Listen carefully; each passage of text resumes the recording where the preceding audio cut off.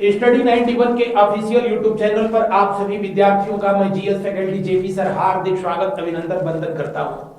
प्रिय विद्यार्थियों, prelims special का ये स्पेशल एपिसोड जो कि मध्यकालीन इतिहास का पहला वीडियो जो है जारी किया जा चुका है और आप लोगों की जो प्रतिक्रिया थी वाकई मुझको बहुत जो है ऊर्जान्वित करती है।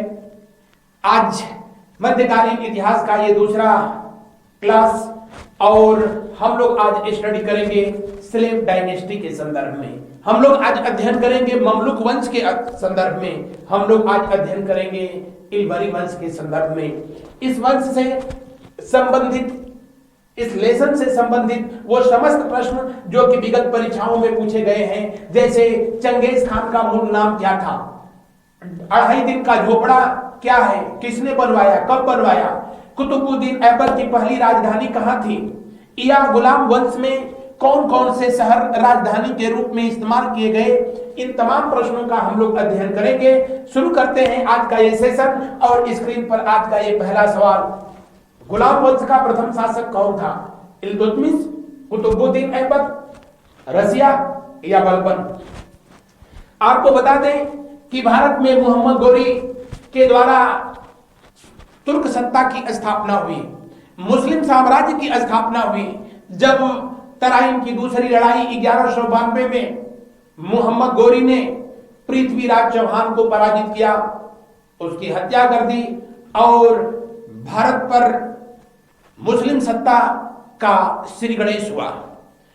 मोहम्मद गोरी में पिछले क्लास में बताया था कि जम्मू कश्मीर जिसे पृथ्वी का स्वर्ग कहा गया, जहां पर मोहम्मद गोरी अमूमन जो है आया करता था, 15 मार्च 1206 को बसंत ऋतु में जब इस पृथ्वी के स्वर्ग को, जन्नत को देखने के लिए मोहम्मद गोरी आया था तो उसको जन्नत पहुंचा दिया गया। वाकई जम्मू कश्मीर जो धरती का स्वर्ग है, लेकिन कुछ मुट्ठी भर लोगों ने उसे दोजख बना रखा है, नर्क बना रखा है, इस उम्मीद में कि जिहाद के बाद जन्नत नसीब होगा। बहरहाल गुलाम वंश का संस्थापक उसी मोहम्मद गोरी का सेनापति था, जिसका नाम था क्या? कुतुबुद्दीन ऐबक। क्या नाम था? कुतुबुद्दीन ऐबक। मोहम्मद गोरी के मारे जाने के बाद ऐबक के द्वारा जो है किस वंश की स्थापना की जाती है? किस वंश की स्थापना की गई? गुलाम वंश। गुलाम वंश को ममलुक वंश के नाम से भी जाना गया। किस नाम से जाना गया? ममलुक वंश के नाम से जाना गया। इसे इल्बरी वंश के नाम से जाना गया। किस नाम से? इल्बरी वंश के नाम से जाना गया। इसे स्लेव डायनेस्टी के नाम से जाना गया। लेकिन ध्यान रखें मेरे प्यारे विद्यार्थियों, आपसे पूछेगा क्या गुलाम वंश का वास्तविक संस्थापक कौन था? Real founder of slave dynasty, गुलाम वंश का वास्तविक संस्थापक कौन था? तो इस सवाल का जवाब होगा क्या? इल्तुतमिश। और इल्तुतमिश कौन था? इल्तुतमिश रिश्ते में कुतुबुद्दीन ऐबक का दामाद था। रिश्ते में कुतुबुद्दीन ऐबक का दामाद इल्तुतमिश, और इसे गुलाम वंश का वास्तविक संस्थापक कहा जाता है। गुलाम वंश कब से कब तक शासन किया अगर आपसे पूछा जाए तो गुलाम वंश वर्ष 1206 ईस्वी से लेकर के और कब तक? 1290 ईस्वी तक शासन किया। अगर पूछा जाए गुलाम वंश का भारत में शासन जो है किस शताब्दी में रहा था, तो आप बताएंगे कि 13वीं शताब्दी के शुरुआत में ये वंश अपने अस्तित्व में आता है और 13वीं शताब्दी के लगभग अंत तक जो है बना रहता है। आपसे पूछा जाए सल्तनत काल का जो है पहला राजवंश कौन था, तो उस सवाल का जवाब जो है आप देंगे क्या? गुलाम वंश। थोड़ा सा आप लोग मेरे साथ जो है ध्यानपूर्वक देखते चलेंगे और इस लेसन को बिल्कुल आसान कर दिया जाएगा। मैंने अभी बताया कि सल्तनत काल, ये सल्तनत काल क्या था, कितने वर्ष का था?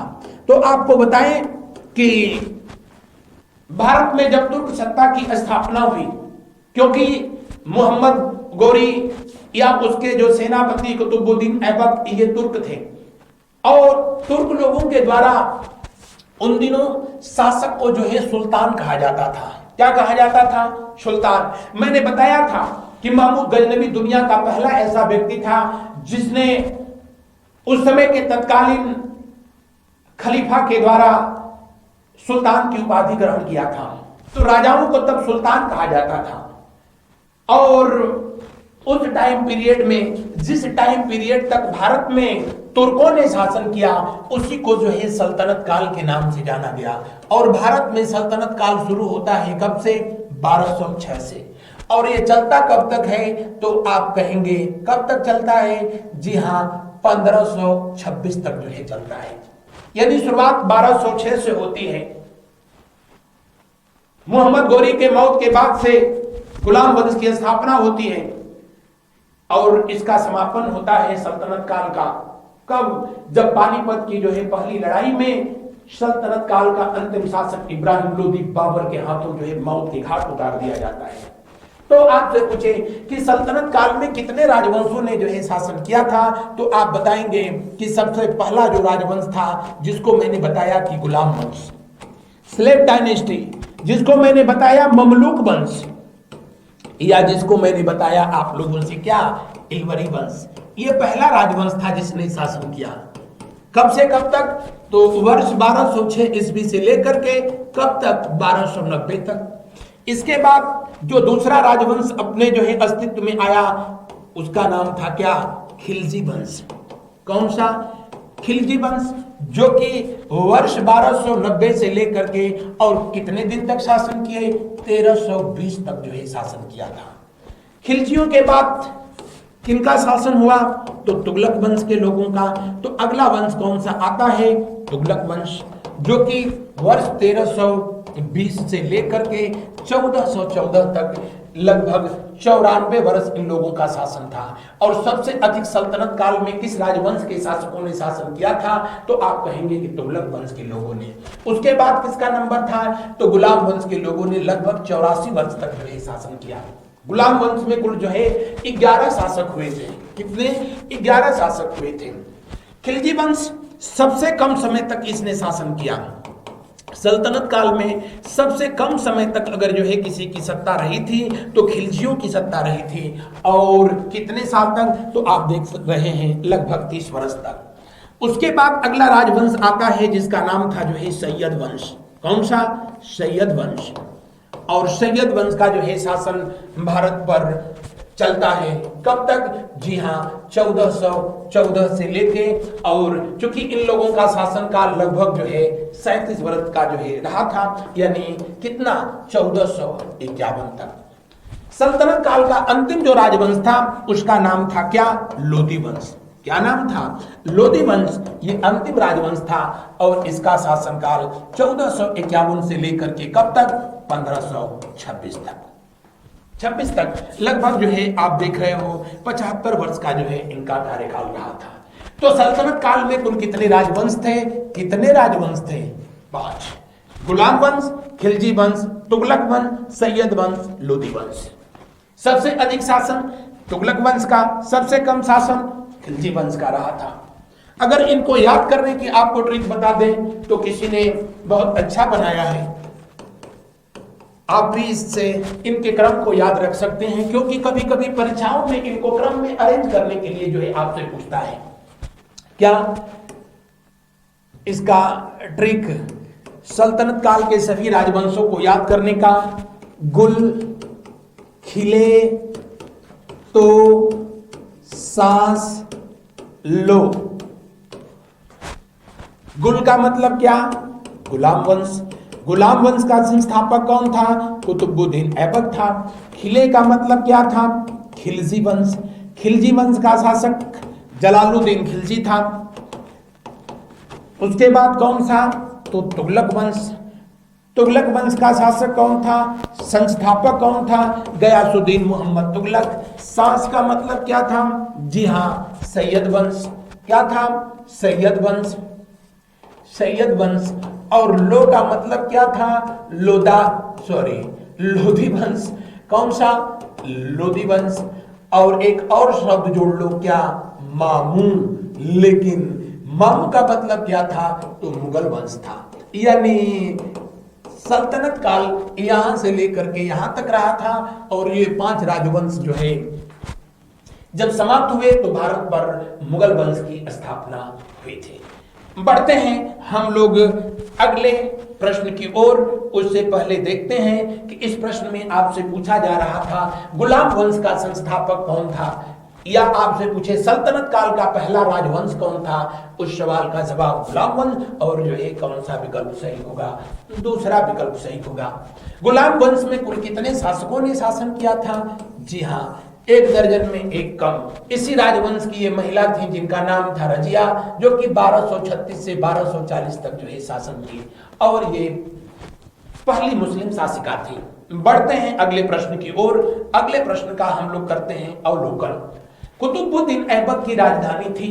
कुतुबुद्दीन ऐबक जो कि एक गुलाम था, जिसकी जिंदगी जो है पूरी गुलामी में ही बीत गई। कहा जाता है कि इसका जन्म तुर्किस्तान में हुआ था।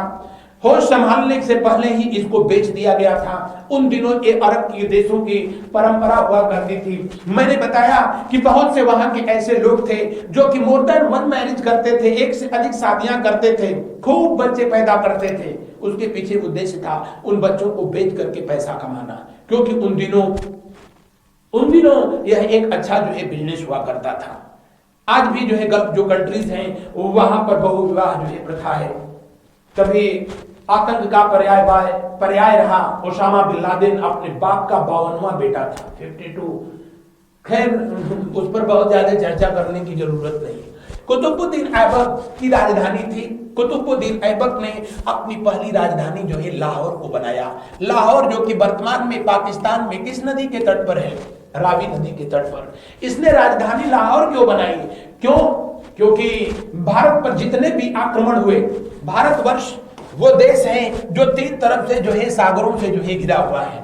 तो इधर से भारत सुरक्षित, इधर से भारत सुरक्षित। सबसे अधिक आक्रमण जो है इस वाले बेल्ट से जो है हुए थे।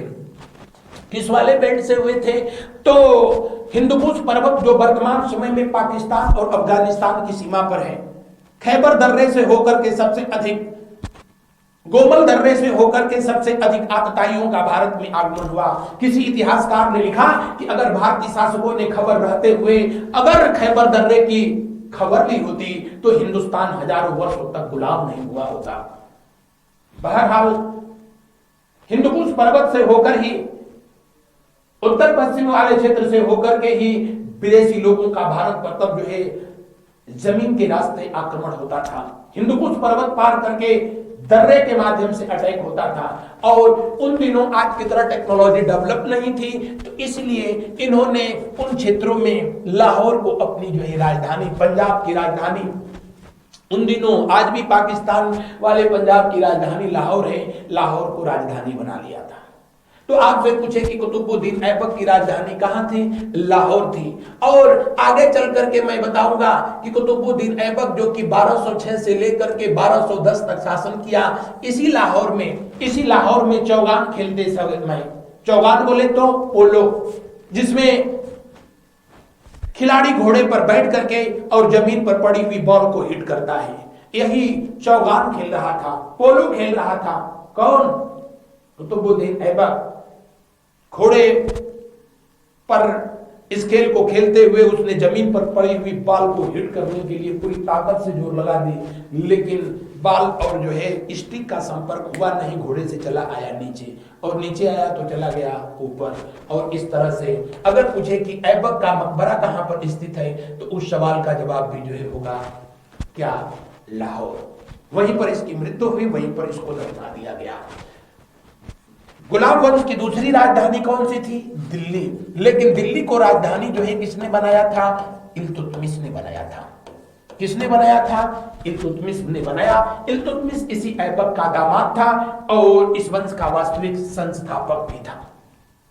अगला प्रश्न को देखते हैं हम लोग। दिल्ली सल्तनत का कौन सा सुल्तान लाख बख्श, कुरान खवा, मीर खवा, पीर बख्श, इन तमाम जो है नामों से जाना जाता था। हातिम ताई,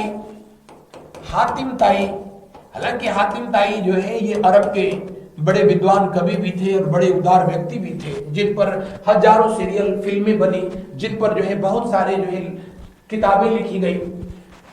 किस सुल्तान को लाख बख्श कहा जाता था? लाख बख्श का मतलब होता है लाखों लाखों का दान देने वाला व्यक्ति। कुरान खमा का मतलब होता है ऐसा व्यक्ति जो कि कुरान को जो है पूरी तरीके से कंठस्थ कर गया हो। मीर खमा का मतलब कुरान का मीठे स्वर में पाठ करने वाला व्यक्ति। पीर बख्श का मतलब दूसरे की मुसीबतों में काम आने वाला व्यक्ति। पील बख्श का मतलब हाथियों का दान करने वाला, हाथियों का जो है दान करने वाला या दान में हाथियों को देने वाला व्यक्ति पील बख्श कहलाया।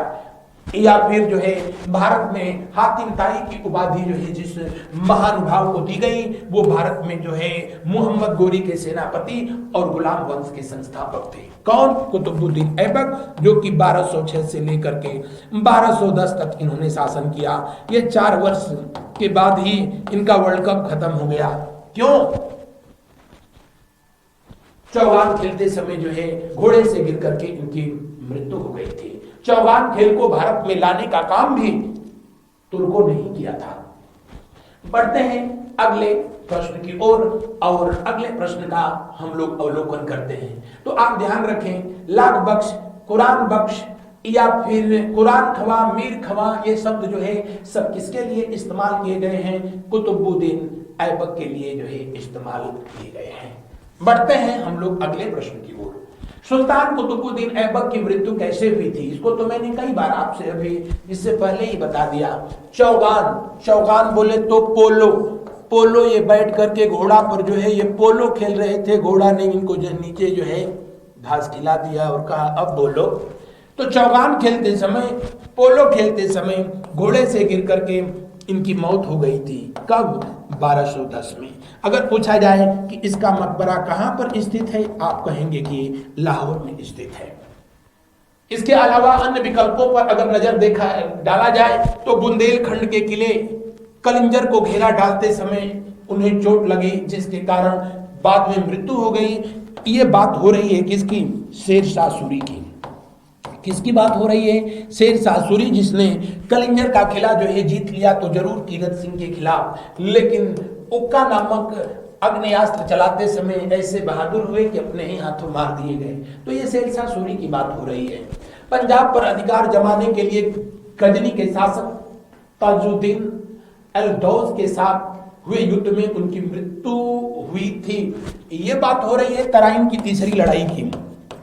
तराइन की तीसरी लड़ाई, दूसरी तो आप सबको पता है, तीसरी 1215 में हुई थी और ये इल्तुतमिश और ताजुद्दीन अल-दौस के बीच हुई थी। इसी लड़ाई में ताजुद्दीन मारा गया था। तराइन की तीसरी लड़ाई की बात हो रही है। और पहले विकल्प में कह रहा है उनके एक महत्वाकांक्षी कुलीन व्यक्ति ने कपट से छुरा मार करके उनकी हत्या कर दी।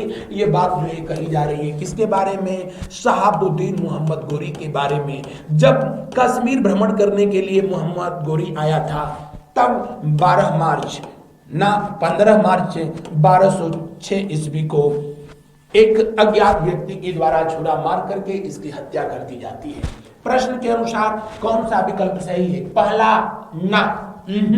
कौन सा सही है? अंतिम विकल्प सही है। बढ़ते हैं अगले प्रश्न की ओर। दिल्ली का वह प्रथम सुल्तान कौन था जिसने नियमित सिक्के जारी किए तथा दिल्ली को अपने साम्राज्य की राजधानी घोषित किया? मैंने अभी बताया था कि गुलाम वंश की पहली राजधानी कहां थी? लाहौर, रावी नदी के तट पर स्थित वो शहर जो वर्तमान में पाकिस्तान में है। और 1947 से पहले तो पाकिस्तान का अभी जन्म नहीं हुआ था, भारत का ही हिस्सा था। दिल्ली को राजधानी बनाने का काम सबसे पहले जो है किसने किया था? इल्तुतमिश के द्वारा जो है किया गया था। कहा जाता है कि इल्तुतमिश जो कि कुतुबुद्दीन ऐबक का गुलाम था, ऐबक से पहले मोहम्मद गोरी ने इल्तुतमिश को 1 लाख दिनार में खरीदा था दिल्ली में। वो दौर था तब गुलामी प्रथा में लोग जानवरों की तरह खरीदे बेचे जाते थे। ऐबक को भी मोहम्मद गोरी ने खरीदा था। इल्तुतमिश को इसीलिए गुलामों का गुलाम कहा जाता है। ये पहले मोहम्मद गोरी का गुलाम था, फिर जो है कुतुबुद्दीन ऐबक का गुलाम हो गया। बहुत अच्छा सैनिक था और बहुत आकर्षक व्यक्तित्व का धनी व्यक्ति। इल्तुतमिश ऐबक के द्वारा अपने परिवार की सुरक्षा की जिम्मेदारी या कह लें कि अपने परिवार के लोगों की सुरक्षा सलाहकार नियुक्त कर दिया जाता है और इसी का उसने फायदा उठाया। दरअसल ऐबक की परिवार में उसका एक बेटा था जिसका नाम था आराम शाह। जैसा नाम था ऐसा स्वभाव था। और इनकी बेटी थी, हालांकि बेटी ही बड़ी थी, जिनका नाम था जो है तुर्काना। ऐबक की पत्नी थी जिसका नाम था जो है राबिया। इनकी परिवार की सुरक्षा की जिम्मेदारी किसको जो है पहले दी गई थी? इल्तुतमिश को जो है दी गई थी। और उसकी सुरक्षा व्यवस्था से ऐबक की जो बिटिया थी तुर्काना, ये बड़ा प्रभावित हो गई और कुछ ज्यादा प्रभावित हो गई। इसलिए इल्तुतमिश जो अभी उस परिवार में एक साधारण सैनिक था, देखते देखते उसका मुकद्दर यूं बदल गया कि तुर्काना ने इल्तुतमिश को जब अपना शौहर मतलब पति के रूप में चयनित करने का जो है निर्णय लिया, तो पहले तो ऐबक ने इसका विरोध किया। क्यों? क्योंकि सुल्तान की बेटी की शादी एक सैनिक से होती तो नाक कट जाती। यहीं से मुकद्दर बदलता है इल्तुतमिश का। इल्तुतमिश की हत्या करने के विचार में था। कौन? ऐबक, क्योंकि उसके लिए यह प्रतिष्ठा की बात थी। उसकी बेटी जो तुर्काना जिद पर अड़ी थी कि नहीं, ना, हमारी शादी होगी तो किससे? इल्तुतमिश से। कहा जाता है ऐबक का जो राज्य की कवि था जिसका नाम हसन निजामी था, इतिहासकार भी था, वही हसन निजामी की सलाह पर इन्होंने इल्तुतमिश को उत्तर प्रदेश का जो है शहर जिसका नाम बदायूं है, बदायूं का जो है गवर्नर बना दिया, जागीरदार बना दिया। और इसकी शादी अब किसके साथ हो जाती है? तुर्काना के साथ होती है। तो जो इस परिवार में एक साधारण सैनिक था, अचानक से वो गवर्नर बन जाता है, जागीरदार बन जाता है और आगे चल करके इस परिवार में सुल्तान बनेगा। तो प्रेम में पड़कर कुछ लोग जो है बर्बाद भी हुए हैं और कुछ लोग आबाद भी हुए हैं। नसीब अपना अपना। बढ़ते हैं अगले प्रश्न की ओर। अगला प्रश्न, उससे पहले बता दें कि नियमित सिक्के भी जारी किया था किसने? तो इल्तुतमिश ने। इल्तुतमिश के द्वारा जो सिक्के जारी किए गए, जो कॉइन जारी किया गया था, सिक्का जो जारी किया गया था, वैसे तो मैं बताया था कि भारत में कॉइन यानी सिक्का जारी करने वाला पहला मुस्लिम व्यक्ति जो था वो कौन था? महमूद गजनवी, जो 1021 में पंजाब से चांदी का सिक्का जारी किया था। मोहम्मद गोरी, जिसने सोने का सिक्का जारी किया, मां लक्ष्मी की तस्वीर वाली, इसी की वजह से गोरी मार दिया गया था। और अगर किसी सुल्तान के बारे में अगर बात किया जाए तो सबसे पहले इल्तुतमिश ने सिक्के जारी किए। कौन से? चांदी के जो सिक्के थे उसको जो है टंका के नाम से जाना गया, और जो तांबा के जो सिक्के थे, कौन? तांबा के सिक्के थे, उसी को जीतल कहा गया। क्या कहा गया? जीतल। खैर जीतल तो अब नहीं है, लेकिन कहा जाता है कि जो उस समय का टंका था वही टंका बाद में बदला, जो आज भी बांग्ला भाषा में टका के रूप में इस्तेमाल किया जाता है। और वर्तमान में बंगाल में आज भी आप चले जाएं तो वहां पर जो है रुपए को जो है कॉइन को टका बोलते हैं लोग। और बांग्लादेश की जो करेंसी है वो क्या है? टका है। इसके अलावा अगर आपसे पूछा जाए कि गुलाम वंश में सोने के सिक्के जो है, गोल्डन कॉइन जो है, किसने जारी किया था, तो उस सवाल का जवाब होगा कौन सा? जी हां, बहाउद्दीन यानी बलबन। बढ़ते हैं अगले प्रश्न की ओर। अगले प्रश्न का अवलोकन हम लोग करते हैं। 2.5 दिन का झोपड़ा क्या है? 2.5 दिन का झोपड़ा, 2.5 दिन का झोपड़ा एक ऐसी मस्जिद है जिसके बारे में कहा जाता है कि इसका निर्माण कार्य 60 घंटे में कर दिया गया था। लेकिन यह बड़ा थोड़ा सा अटपटा लगता है। दरअसल मैं बताया था कि 1192 में जब तराइन की दूसरी लड़ाई में मोहम्मद गोरी जीत जाता है, तो मोहम्मद गोरी के जो राजनीतिक गुरु थे जिनका नाम था कुतुबुद्दीन बख्तियार खान काकी का आगमन होता है कहां पर? दिल्ली में। पिथौरागढ़ के किला में ये रुकते हैं। जबकि मोहम्मद गोरी के जो आध्यात्मिक गुरु थे जिनका नाम था क्या, ख्वाजा मोइनुद्दीन चिश्ती। ख्वाजा मोइनुद्दीन चिश्ती कहां आते हैं? अजमेर में आते हैं। कहां पर? अजमेर में। कब? 1192 में। दिल्ली में काकी के आदेश पर जैन धर्म के 40 मंदिरों को तोड़वाया गया और कुतुबुद्दीन ऐबक के द्वारा भारत की भूमि पर पहली मस्जिद जिसका नाम था क्या, कुव्वत उल इस्लाम। किस धर्म के मंदिरों को तोड़ करके बनवाया गया? जैन धर्म के मंदिरों को तोड़ करके बनवाया गया।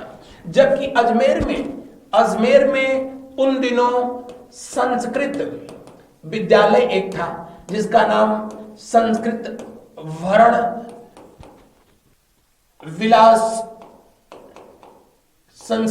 विलास महाविद्यालय या संस्कृत विद्यालय था। इसी विद्यालय को तोड़ करके, क्योंकि इस विद्यालय को 2.5 दिन में ही जद्दोजहद कर दिया गया, खंडहर में बदल दिया गया, इसीलिए इसका नाम जो है 2.5 दिन का झोपड़ा रखा गया।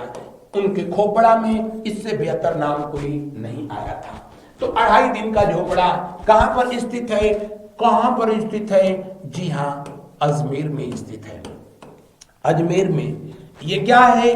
मस्जिद है। संस्कृत विद्यालय को तोड़ करके बनाया गया था और किसके सलाह पर अगर जो कहा जाए कि इसका निर्माण किया गया तो कुतुबुद्दीन बख्तियार खान काकी के जो है सलाह पर ही इसको तोड़ा गया था, आदेश पर।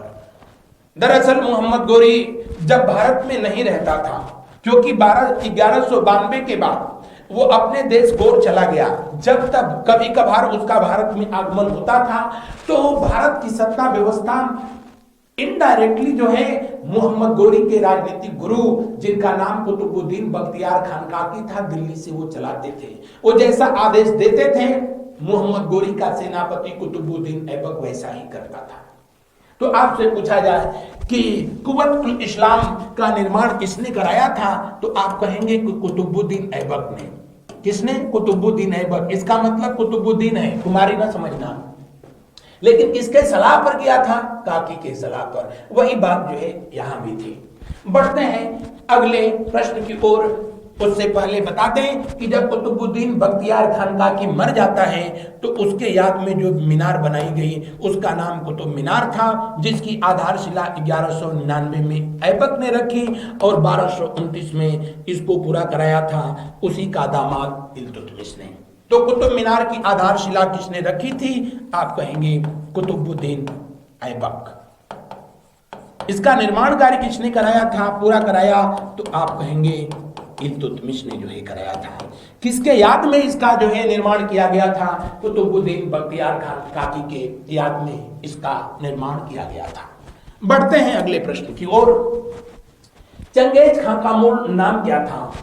चंगेज खां दरअसल एक मंगोल जनजातियां होती हैं, उन्हीं जनजातियों का सबसे दुर्दांत जो है व्यक्ति था, जिसके बारे में कहा जाता है कि इसके साम्राज्य में जिस व्यक्ति को मौत की सजा दी जाती थी, मौत की सजा दी जाती थी जरूर, लेकिन मौत भी बहुत तड़पा करके दी जाती थी। जिसको मौत की सजा दी जाती थी, राज दरबार में जो है खौलते हुए तेल के कड़ाह रखे गए थे, उस कड़ाह में जो है उस व्यक्ति को जो है भेज दिया जाता था, पार्सल कर दिया जाता था। और आगे जब सुनेंगे तो आपको भी विश्वास नहीं होगा, कुछ इतिहासकारों ने लिखा कि जिस व्यक्ति को उस तेल में जो है खौलते कड़ाह में डाल दिया जाता था, उसकी डेड बॉडी को भी जो है ये लोग भोजन में इस्तेमाल करने दे जाते थे। तो बड़ा विचित्र जो है जनजातियां थी, उन्हीं का जो है शासक था जो है चंगेज खां।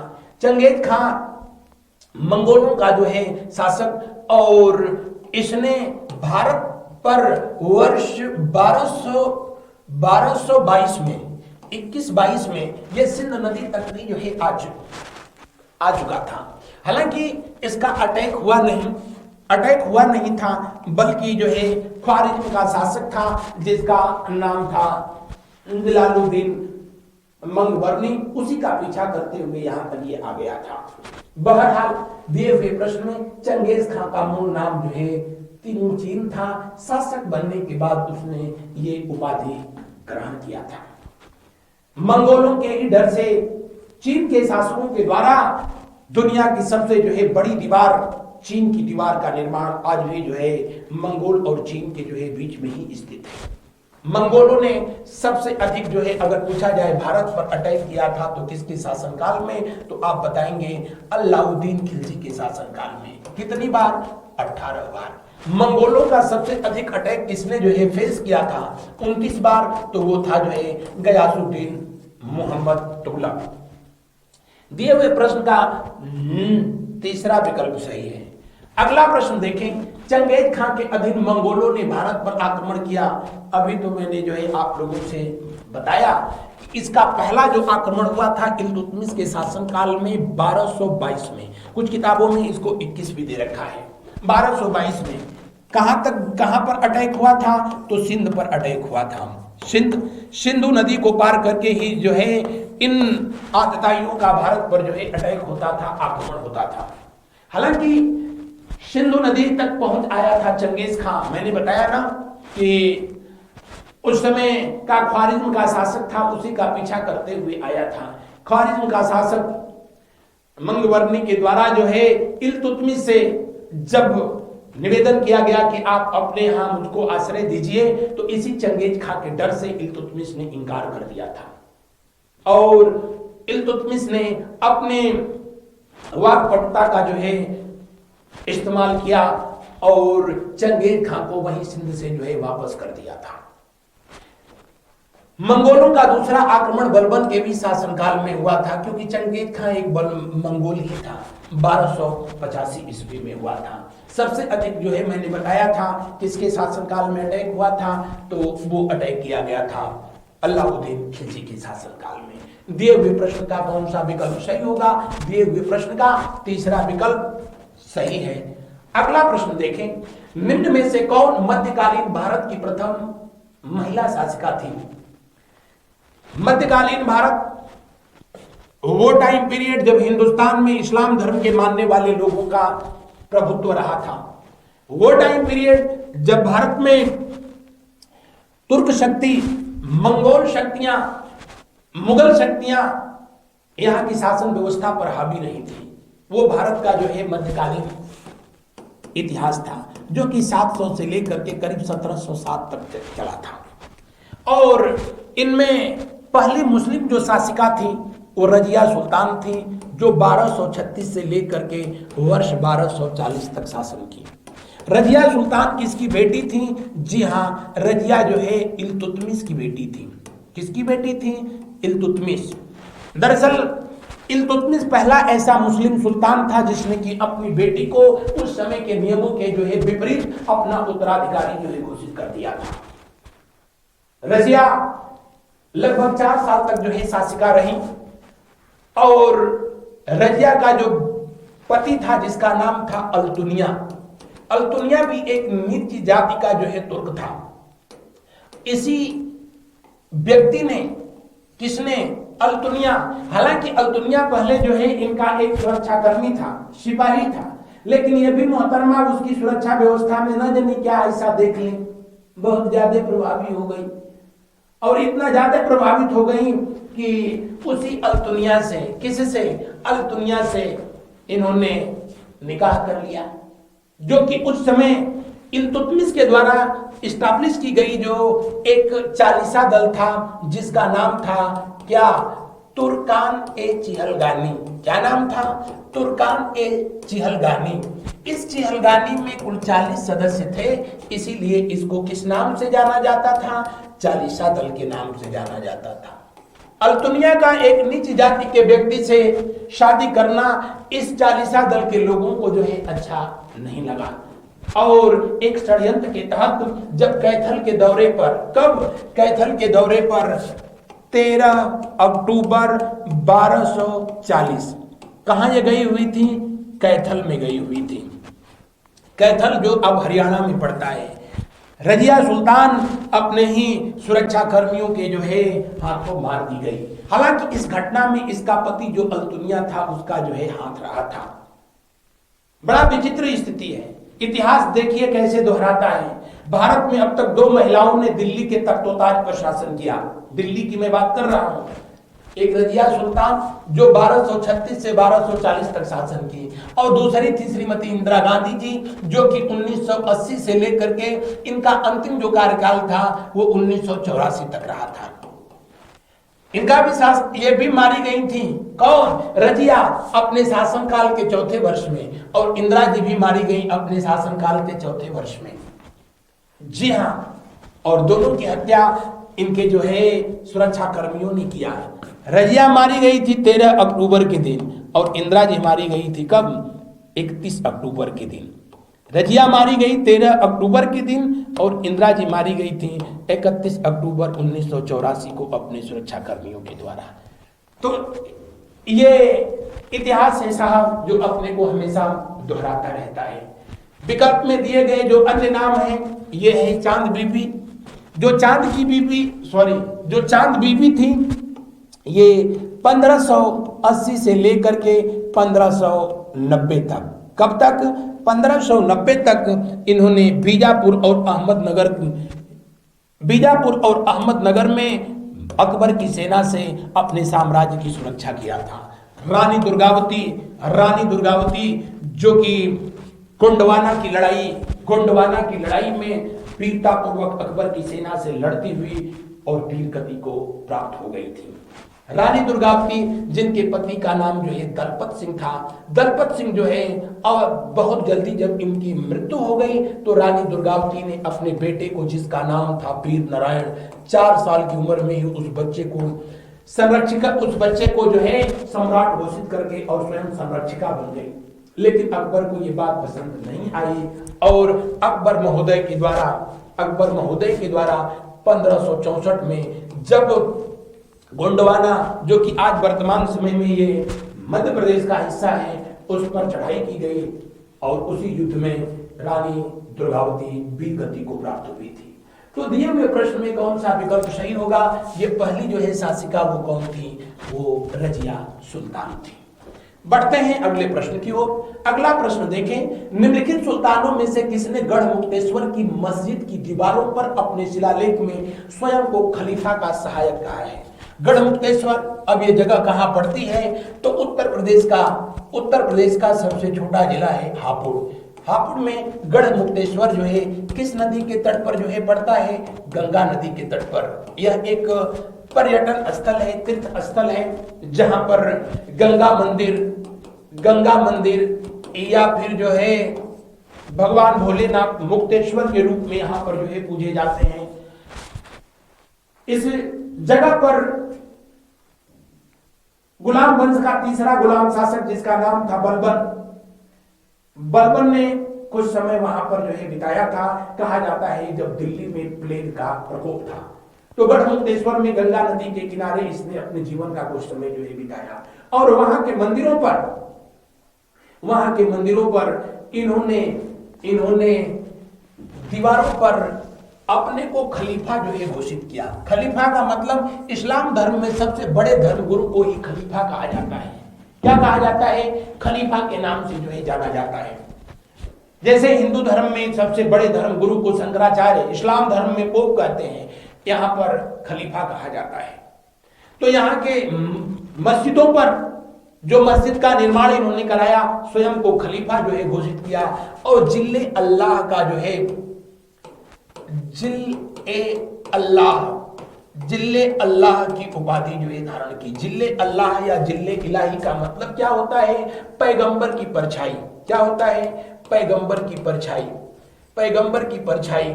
इन्होंने स्वयं को पैगंबर का सहायक या खलीफा का सहायक जो है कहा था। बलबन वो शासक था जिसने ये राजाज्ञा जारी की कि इस धरती पर पैगंबर के बाद, अल्लाह ताला के बाद अगर जो है सबसे अधिक ताकतवर, सर्वशक्तिमान, सर्वज्ञानी, सर्वबुद्धिमान, सर्वव्यापी अगर कोई व्यक्ति है तो कौन है? सुल्तान है। सुल्तान को इस पृथ्वी पर अल्लाह ताला ने शासन करने के लिए ही भेजा है और इन्होंने जिल्ले अल्लाह की उपाधि धारण किया था। जिल्ले अल्लाह की उपाधि धारण किया था और गढ़मुक्तेश्वर के मस्जिदों पर स्वयं को खलीफा का सहायक कहा था। कौन?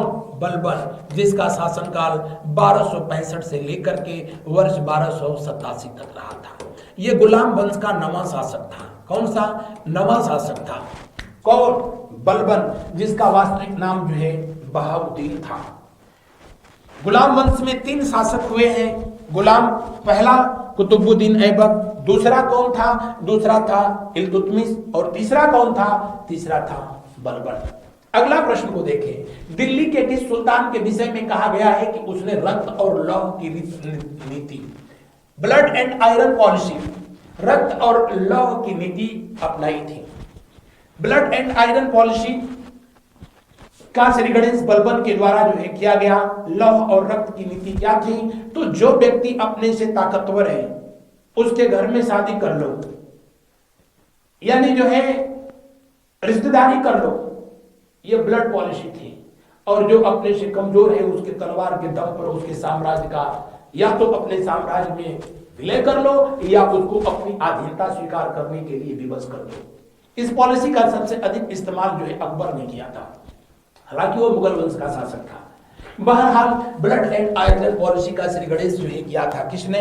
जी हाँ, बलबन ने। बलबन इस वंश का मैंने बताया कि तीसरा गुलाम शासक था। तीसरा गुलाम शासक था, यह ममलुक था और 1265 से लेकर के वर्ष 1287 तक जो है इसने शासन किया। कहा जाता है कि नौरोज त्योहार को मनाने की परंपरा भारत में सबसे पहले बलबन ने शुरू किया। अपने राज दरबार में ईरानी रीति रिवाज को लागू करने का श्री गणेश बलबन ने किया, जिसमें पैबोस प्रथा, पैबोस प्रथा हालांकि कुछ जो है नया नहीं है, आज भी हिंदू धर्म में, अब तो खैर नहीं रहा, लेकिन कहीं कहीं आज भी चलन है। जब घर में कोई व्यक्ति अतिथि आता था तो थाली में पानी लेकर के उसका जो है पैर धुला जाता था। हालांकि समय के साथ ये धीरे धीरे प्रथा खत्म हो गई, और खत्म भी हो गई तो सही है। साष्टांग जो दंडवत किया जाता था हिंदू धर्म में, साष्टांग दंडवत, उसको जो है यहां पर सिजदा या सजदा के नाम से जो है जाना गया। तो सजदा प्रथा किसने शुरू किया? जी हां, बलबन ने। पैबोस किसने शुरू किया? बलबन ने। सजदा प्रथा जैसे हम लोगों के यहाँ आज भी देवी देवता के स्थान पर लोग जो है साष्टांग दंडवत करते हैं, यानी जो है पूरी लंबाई में लेट करके प्रणाम करते हैं, यहाँ भी ऐसा किया जाता था। जब कोई व्यक्ति सुल्तान के सामने आता था, बलबन के सामने आता था, तो पूरी लंबाई में लेट करके सुल्तान के सामने उसको अपनी स्वामी भक्ति प्रदर्शित करनी पड़ती थी। यही सजदा था। और पाबोस क्या था? पाबोस का मतलब जो है सुल्तान के पैर को चूमना था, ये पाबोस था। ये किसके द्वारा शुरू किया गया था? ये सब प्रथाएं जो है बलबन के द्वारा जो है शुरू किया गया। किसके द्वारा? बलबन के द्वारा शुरू किया गया। जबकि इक्ता प्रथा की शुरुआत जो है किसने भारत में की थी? इल्तुतमिश ने किया था। सैनिकों को सैनिक सेवा के बदले वेतन न दे करके जमीन देने की परंपरा, भूमि देने की जो व्यवस्था थी, उसी को इक्ता प्रथा जो है कहा गया। किसने शुरू किया था? इल्तुतमिश के द्वारा जो है शुरू किया गया था। इल्तुतमिश के द्वारा शुरू किया गया। बढ़ते हैं हम लोग अगले प्रश्न की ओर। अगले प्रश्न का अवलोकन करें। निम्नलिखित में से किसने भारत में प्रसिद्ध फारसी त्योहार नवरोज को आरंभ किया? अभी तो पीछे जस्ट मैंने बताया था। किसने शुरू किया था? बलबन के द्वारा जो है शुरू किया गया। किसके द्वारा? बलबन। बलबन गुलाम वंश का तीसरा गुलाम था। पहला गुलाम जो है कौन था? तो पहला कुतुबुद्दीन ऐबक था, ये मोहम्मद गोरी का गुलाम था। इल्तुतमिश इसका गुलाम था। तो दूसरा गुलाम ये हुआ और तीसरा ये हुआ। जो 11 शासक हुए थे उसमें से कितने गुलाम थे? 3। बढ़ते हैं अगले प्रश्न की ओर। अगले प्रश्न का जो है अवलोकन करते हैं। अगला प्रश्न को देखें। निम्नलिखित में से कौन सा कथन बलबन के संबंध में सही नहीं है? बलबन जिसने नियामत ए खुदाई के सिद्धांत का प्रतिपादन किया, ये बिल्कुल जो है सही है। ये नियामत ए खुदाई का मतलब होता है पृथ्वी पर अल्लाह ताला का प्रतिबिंब। बलबन ने जिल्ले अल्लाह की उपाधि धारण की और अपने को पृथ्वी पर अल्लाह ताला के बाद, उनके पैगंबर के बाद सबसे श्रेष्ठ व्यक्ति के रूप में जो है संदर्भित किया। नायब ए खुदाई, नियामत ए खुदाई का मतलब भी होता है क्या? खुदा की परछाई, खुदा की परछाई। इसका मानना था जो सुल्तान कहता है वही सही है, जो सोचता है वही सही है, जो करता है वही सही है, क्योंकि सुल्तान सबसे सही है। दूसरा, उसने इक्तादारी व्यवस्था का प्रारंभ किया। नहीं, इक्तादारी प्रथा जो है भारत में इल्तुतमिश ने शुरू किया। अभी तो बताया था, उसने तुर्काने चिहलगानी को समाप्त किया था, ये बिल्कुल सही है। तुर्काने चिहलगानी था क्या?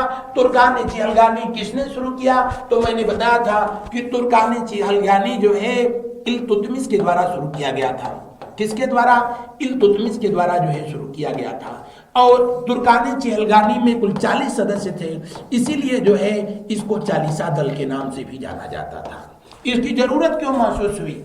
चिहलगानी का मतलब ही होता है क्या? कमेटी यानी समिति। ये तुर्कान कौन थी? तुर्कान इल्तुतमिश की जो है पत्नी थी, यानी कुतुबुद्दीन ऐबक की जो है बेटी थी। मैंने अभी बताया कि कुतुबुद्दीन ऐबक और जो है तुर्काना ने प्रेम विवाह किया था। कहा जाता है कि चौगान खेलते समय जब कुतुबुद्दीन ऐबक की मौत हो जाती है, घोड़े से गिर करके कुतुबुद्दीन ऐबक की मौत हो जाती है।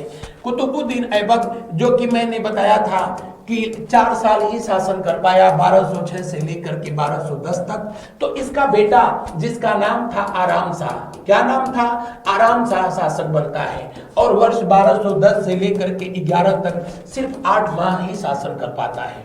कहा जाता है कि आराम शाह की उम्र उस समय जो है किशोरा अवस्था की थी। शासन व्यवस्था चलाने की जो है उसको कोई अनुभव नहीं था, इसलिए सिर्फ नाम का सुल्तान बना था आराम शाह। और शासन व्यवस्था, बदायूं का गवर्नर उन दिनों इल्तुतमिश था। इल्तुतमिश जो है शासन व्यवस्था को बदायूं से चला रहा था। इल्तुतमिश के दिमाग में वो बात जो है चल रही थी कि जैसे जैसे जो है आराम शाह बड़ा होगा वैसे वैसे इल्तुतमिश तख्त-ओ-ताज से जो है दूर होता जाएगा। इसलिए उस समय का जो दौर था, इल्तुतमिश ने अपने सगे साले को पत्र लिखता है कि जब से सुल्तान बने हो, ईद के चांद बन गए हो, कभी मिले नहीं, आओ इस बार साथ साथ ईद मनाया जाएगा। जीजा जी का पत्र, बदायूं उत्तर प्रदेश का जिला है, लाहौर में बैठा हुआ आराम शाह को मिला तो ये भी जो है बड़े खुश हुए। जीजा जी ने ईद का चांद लिखा है। इनको क्या पता कि इनको चांद के पार भेजने का वो प्रबंध कर लिया था। ये आए भी थे, लेकिन ये आए ईद मनाने, कम वक्त ने इनका बकरीद मनवा दिया, यानी आराम शाह की हत्या करा दी। किसने? इल्तुतमिश ने। और अपने को स्वयं को सुल्तान घोषित कर दिया। सुल्तान घोषित कर दिया तो लाहौर में बैठे हुए जितने भी उस समय के अमीर थे, उन दिनों मंत्रियों को अमीर कहा जाता था। अब तो जो मंत्री बनते हैं वो मंत्री बनते ही अमीर बन जाते हैं। उन्होंने बगावत किया, विरोध किया। खुद इनकी पत्नी जो तुर्काना थी, उनको भी जब ये पता चला कि उनके जो है सगे भाई की हत्या में उनके हस्बैंड पति का हाथ है, तो तुर्काना भी तुनक के लाहौर चली गई। इन सबको मनाना था, शासन व्यवस्था तो चलाना था, इसीलिए जो है इल्तुतमिश लाहौर नहीं गया बल्कि दिल्ली को अपनी राजधानी बना ली। और पत्नी जी को जो है मनाने के लिए कि तुम झूठे जो है परेशान होती हो, देखो ना मैं कितना तुमको मानता हूं, उसने जो है किसने? इल्तुतमिश ने। इल्तुतमिश जो कि 1211 से लेकर के जो है करीब 1236 तक इसने जो है शासन किया। इसने तुर्कान ए चिहलगानी की स्थापना की। किसकी स्थापना की? तुर्कान ए चिहलगानी। और इस चिहलगानी में उन लोगों को जो है जगह दिया जो कि इसके पक्ष के थे और सबका साथ सबका विकास के सिद्धांत पर चलना चाहते थे। तो पत्नी जी को भी मना लिया और जो इनका विरोध कर रहे थे उनको भी जो है अपने साथ लिया। ये 40 लोगों का एक जो है कमेटी थी जिसको चालीसा दल कहा जाता था। चालीसा दल हमेशा जो है सुल्तान पर भारी रहा था और जब बलबन सुल्तान बना तो बलबन ने ही किसने बलबन बलबला दिया, कहा कि सुल्तान के बाद इस जो है धरती पर सबसे जो प्रमुख व्यक्ति है वो कौन है, तो अल्लाह ताला के बाद सबसे जो है प्रमुख व्यक्ति है वो कौन है, सुल्तान। सुल्तान सर्वशक्तिमान, सर्वज्ञानी, सर्वबुद्धिमान, सर्वव्यापी। तो जो सर्व बुद्धिमान है, सर्वज्ञानी है, उसको सलाह देने की क्या जरूरत है। इसीलिए तुर्कानी चिहलगानी को जो इल्तुतमिश ने स्थापित किया उसको समाप्त कर दिया था। किसने? बलबन ने। बलबन खुद जो है तुर्कानी चिहलगानी का सदस्य रहा था, खुद जो है अपने पद का दुरुपयोग किया था और उसको पता था कि जो है तुर्कानी चिहलगानी जो चालीसा दल है इसके लोग सुल्तान को चलने नहीं देते हैं। यही वजह था कि उसने सत्ता संभालते ही सबसे पहले चिहलगानी खत्म कर दिया। अगला प्रश्न देखें। नीचे दो वक्तव्य दिए गए हैं, एक को कथन ए और दूसरे को कारण आर कहा गया है। कथन में कहा गया बलबन ने अपने शासन को शक्तिशाली बनाया और सारी सत्ता अपने हाथ में केंद्रित कर ली। 100% सही है। इसीलिए तो जो है चालीसा दल को इसने समाप्त कर दिया था। वह उत्तर पश्चिम सीमा को मंगोल आक्रमण से सुरक्षित करना चाहता था। यह भी सही है क्योंकि 1285 में मंगोलों का दूसरा आक्रमण इसी के टाइम पीरियड में जो है शुरू हुआ था। 1285 में इसी अटैक में बलबन का बेटा अजहर जो है मारा गया था। तो दोनों सही है लेकिन ये समुचित इसकी व्याख्या नहीं करता है, इसलिए पहला विकल्प ना, दूसरा सही है। अगला प्रश्न देखें। निम्नलिखित में से किसने प्रसिद्ध कुतुब मीनार के निर्माण में योगदान नहीं दिया? कुतुब मीनार कहां पर है? कहां पर है? दिल्ली में। कहां पर? दिल्ली में स्थित है। इसका निर्माण कार्य जो है सबसे पहले किसने शुरू कराया था? ऐबक ने। कब? 1199 में। क्यों? क्योंकि उन दिनों मोहम्मद गोरी के राजनीतिक गुरु जिनका नाम था कुतुबुद्दीन बख्तियार खान काकी की मौत हो गई, चले गए काका के पास। तो काकी की मौत हुई तो इन्हीं के याद में कुतुब मीनार की आधारशिला ऐबक ने रखी थी। इसको पूरा कराया था किसने? 1229 में। कौन? इल्तुतमिश ने पूरा कराया। कहा जाता है कि फिरोज शाह तुगलक के शासनकाल में आकाशीय बिजली का प्रभाव की वजह से, आकाशीय बिजली गिरने की वजह से जब इसकी ऊपरी मंजिल जो है खराब हो गई, टूट गई, तो उसमें पुनर्निर्माण का कार्य जो है फिरोज शाह तुगलक के द्वारा जो है कराया गया था। किसके द्वारा? फिरोज शाह तुगलक के द्वारा कराया गया। तो इनका भी योगदान था, इनका भी योगदान, इनका भी योगदान, इसका योगदान ना, क्योंकि पूछ रहे हैं कि किसका योगदान नहीं था, इसीलिए जो है तीसरा विकल्प सही हो जाएगा। अगला प्रश्न को देखें। सल्तनत काल के किस शासक को मिन्हाज ने हातिम ताई, शुद्ध शब्द है हातिम ताई। ये हमारी टाइपिस्ट महोदय का कमाल है, वो भी कभी कभी खूब टाइप कर देती हैं। एक बार तो उन्होंने सरयू नदी को टाइप कर दिया था सरयू नदी, हालांकि दोनों में बड़ा अंतर है। तो हातिम ताई ये ईरान के रहने वाले जो है एक बहुत बड़े दानी व्यक्ति और ये कवि थे। इनके बारे में बहुत सारी बातें, बहुत सारी फिल्में, दसियों फिल्में तो बॉलीवुड में बनाई गई। इनकी दानवीरता का जो है आज भी बड़ा साहित्यों में जिक्र किया जाता है। भारत में भी जो है गुलाम वंश का एक व्यक्ति जो कि लाख बख्श कहा जाता था क्योंकि लाखों लाखों का दान करता था। पील बख्श कहा जाता था क्योंकि हाथियों का दान करता था। पीर बख्श कहा जाता था क्योंकि दूसरे की मुसीबत में काम आता था।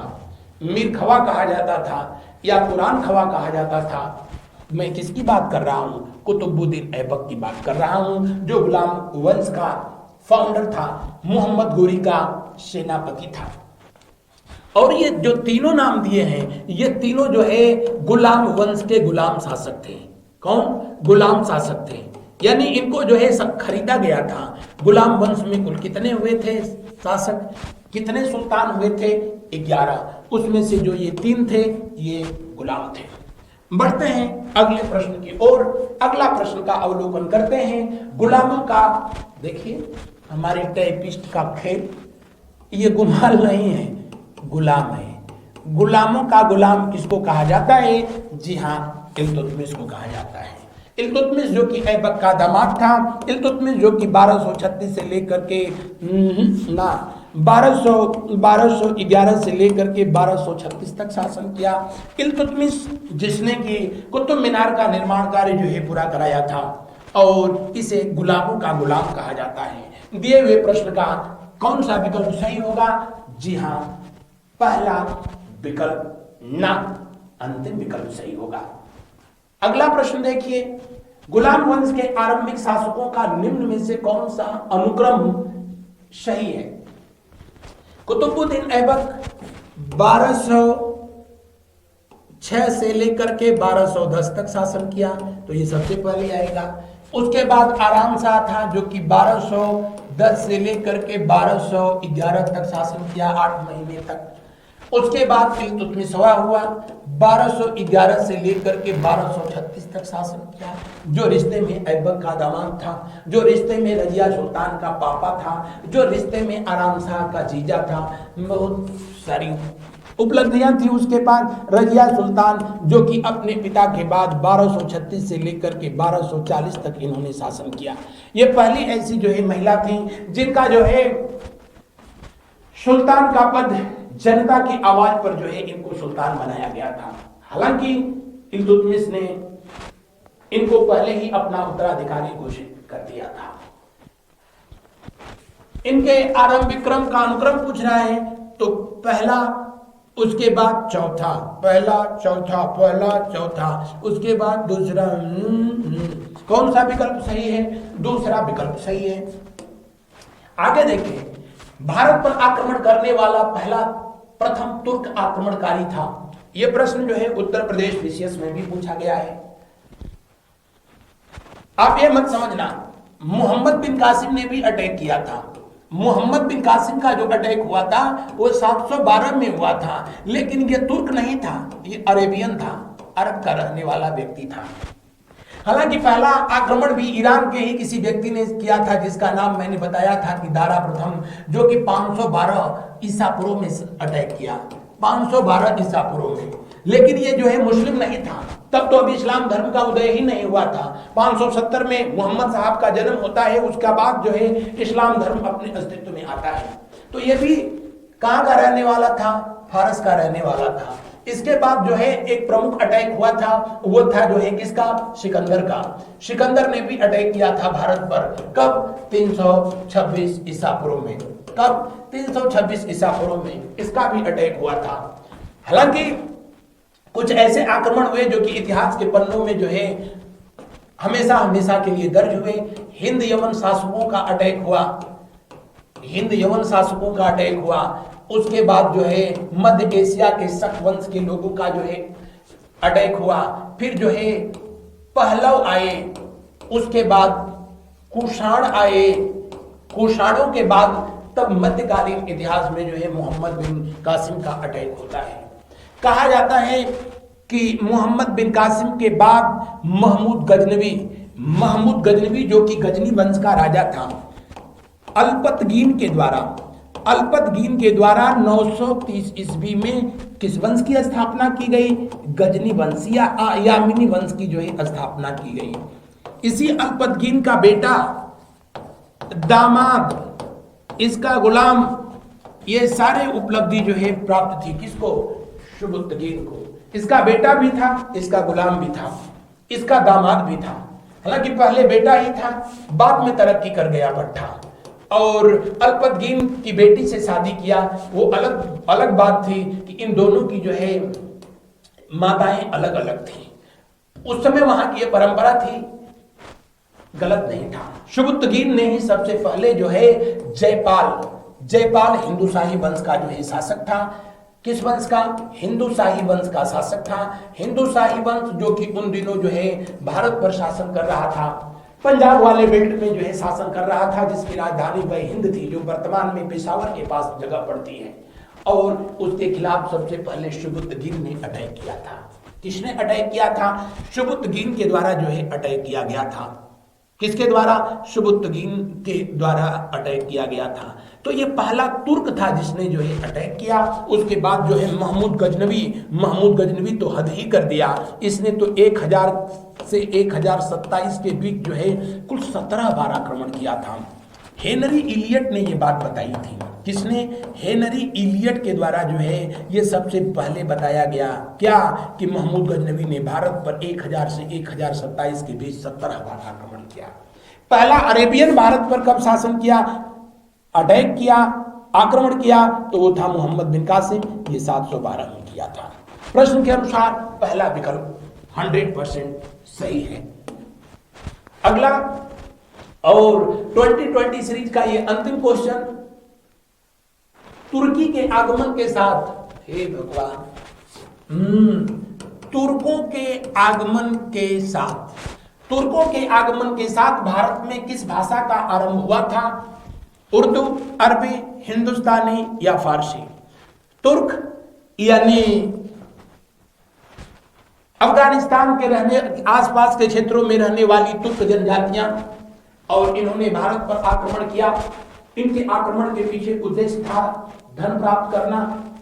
कुछ का तो उद्देश्य बस इतना था, खाने पीने की चीजें प्राप्त करना। और उनके आगमन के साथ ही भारत में जो है एक नई भाषा का उदय हुआ, फारसी भाषा।